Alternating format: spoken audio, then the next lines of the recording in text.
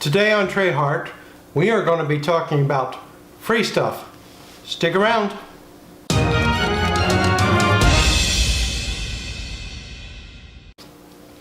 Yes, you heard that right. Today I'm going to be talking about free things. Now, all of these free items that I'm talking about today, just so you know that nobody has sponsored what I'm going to say, and nobody's paying me in any which way to mention their names or their items. Now, one of my favorite free things is Microsoft Health Vault. Now, what I like about Microsoft Health Vault is it's the general overall health application. Now, what I mean by that is not only can you put in your calories and monitor and keep a track of your calories, but it as well, it monitors your weight, your blood pressure. If you are a diabetic, it will also allow you to put things in like your blood sugar. Now, Microsoft Health Vault is also compatible with some doctors' computers, and so you can send stuff to your doctors and they can send some stuff to you. Now, not everybody does this because, not everybody's set up to do this, so it may not be available. One of the great things about it is it allows you to put in some of your basic health information, and if you ever get stuck anywhere, you can put like a little card in your pocket, and that card will have a one-time PIN code that if somebody was to find you down, say for example you were a diabetic, they could get access to very limited information. That limited information is your name, an emergency contact number, basically if you have any allergies. So if you have any allergies, it's great to put in there. It will give them access to that information. Now, the great thing, one of the good things about Microsoft Health Vault is also helps you keep track of stuff like when you last had your immunizations, and so it helps you keep track of a lot of things. Now, it also interacts with a lot of other apps. Now, to know what apps it interacts with, you have to be on the Microsoft Health Vault site, and it'll tell you which apps it talks to, and basically that talks back to it. So some apps will send information back to Microsoft Health Vault. I don't know that it actually talks to any of those apps. It does talk to Windows 8, and I think there's an app from Windows 10 that it talks to. It's a great way for watching your weight, and because it talks to so many apps and they talk back to it, like your blood pressure machines that you could buy, blood sugar machines that you could buy, scales, weigh scales that you can buy, that will all talk to that. Now, by any means, they're not free, but the application itself is free, and it's available across many platforms. So it's available on Windows, it's available obviously on the computer, is available in the App Store. So whether it's Apple App Store or whether it's an Android App Store, you can get Microsoft Health Vault and it will talk to itself through that. Now, another health application that I use is called MyFitnessPal. Now, I like MyFitnessPal. It is one of my personal favorites. The reason why it's one of my personal favorites is this is one of the easiest ways to track my calories. Basically, I have a smartphone and I have the app for my smartphone. You don't have to have a smartphone to use it. It is available via computer, but you have to have a smartphone or a tablet to use some of the features of it. Some of the features of it is allow you to take a picture of the barcode of the particular food that you're going to eat, and it will tell you how many calories that food is. And as well, it is integrated with many restaurants, and so if you tell it what restaurant you're at and what item you're going to get from the menu, it will tell you how many calories it is. One of the things that it does is it also allows you to put in your calories, put in a recipe, and it will tally your calories. Now, I do have to say, MyFitnessPal, when it comes to recipes, you do need to improve some of that. And because, it doesn't recognize, it knows it has all the ingredients there, but it doesn't always allow you to put some of the smaller increments that you would need to put into your recipes. Now, in regards to recipes, calculators, one of the great things online is called Recipe Calc, and it's basically one, I don't know that there's any apps for it. Obviously there's a free version because I'm talking about free stuff, but all you do is you put in your ingredients of your things and it'll tell you how many calories it is, how much sodium it is, how many grams of fat it contains. That is pretty good, but the only way you're going to find that is online. It's not like MyFitnessPal. Now, a lot of things I like about MyFitnessPal is outside of having the most extensive calories, things that you can find, it has one of the best databases for foods that you can find, so you can almost anything you put in there is going to know the calories for it. It talks to a lot of other apps as well. So MyFitnessPal will talk to a lot of the other apps. Now, some of the other apps, like Map My Run, Map My Walk and stuff are made by the same people that do MyFitnessPal, but you don't have to have. It also talks to a lot of the other platforms and talks to a lot of the other things. Now, some of the things that are used for workout, some of the free apps that are used for workout, one of the free apps is what I call multi-reps. Now, multi-reps allows you to do reps of push-ups, sit-ups, and squats and stuff like that. And the thing that I like about multi-reps is it allows you to do it at your pace. Basically what you do is you put in and say how many reps that you can do, and it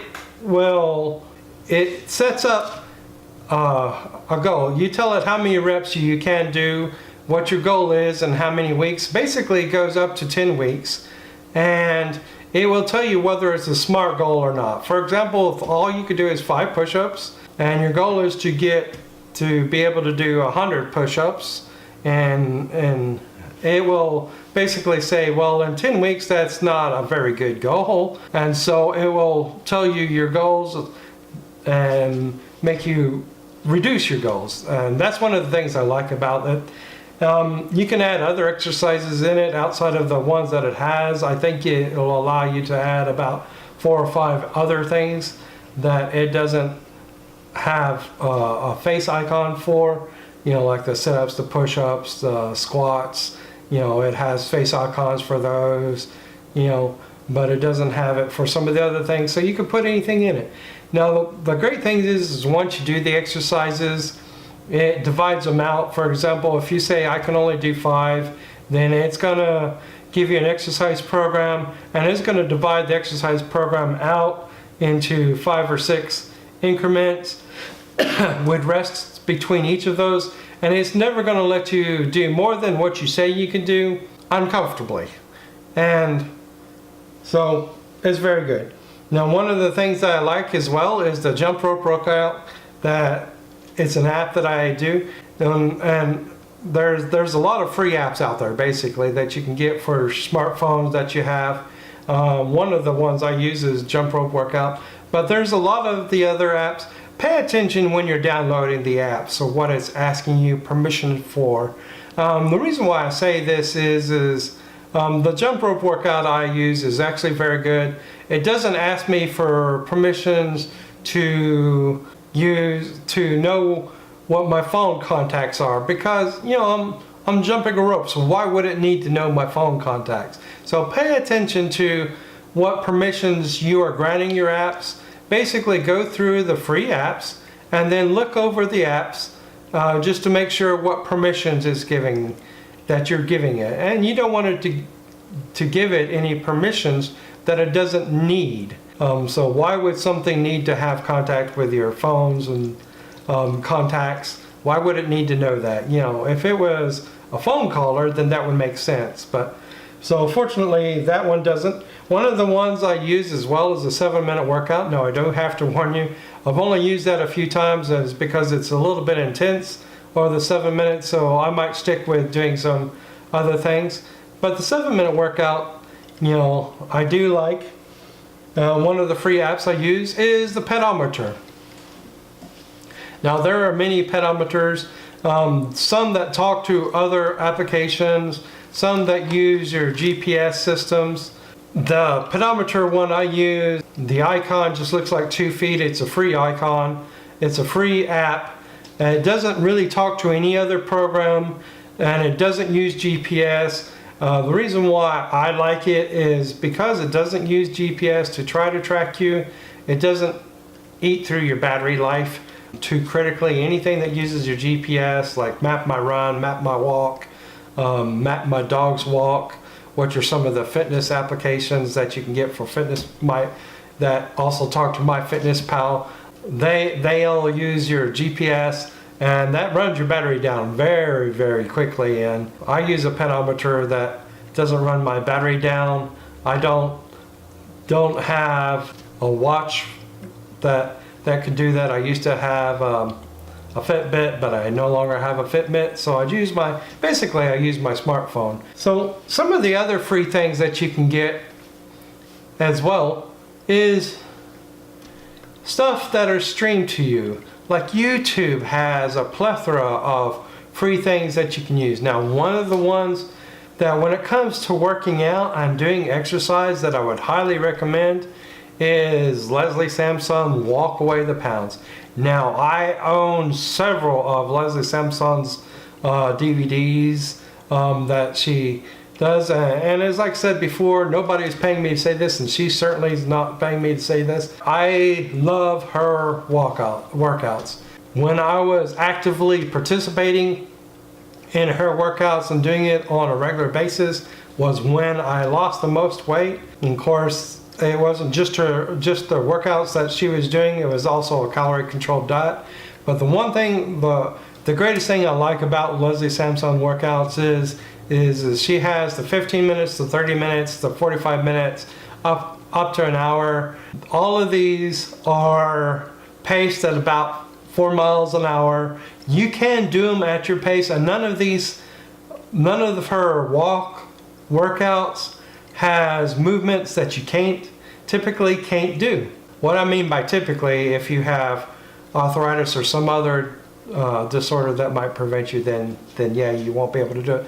But it doesn't have exercise routine that is hard, that is complicated, that suddenly jumps from one move to the other move, and I absolutely enjoy it. Leslie, if you ever watch this, I love what you do. One of the other streaming things that I like to watch is the NetFit Fitness and Training. Now, it is free. The device that I have for watching these streaming channels is called a Roku. It does cost you money, but once you buy the Roku, you don't have to pay for anything else, except for some of the channels that ask you to pay for them. Then you have to pay for them, but it has plenty of free stuff on it. And one of the free things I like is the NetFit Fitness and Training. Now, this is across many platforms, so it's not just with the Roku that it is on. It just so happens that I have the Roku. And it is a free fitness and training application that has a plethora of things that you can do in it as well. The only thing that I dislike about it is commercially sponsored, and so sometimes in the middle of your workout it'll do a commercial, which, I guess they want to make sure that they get their paid sponsor in, but I do find that a bit annoying that once I've built up a pace, then suddenly I'm watching a commercial. Now, typically while the commercial is going, I'll stop what I'm doing and I'll just walk. And then when it resumes what it's going back to, then I'll resume it. So I'm always doing something during the commercial, but that is a bit annoying. Now, there are plenty of other free things that you can do that you don't have to pay for. Fortunately, there's libraries, there's parks, there's a lot of free things that you can do.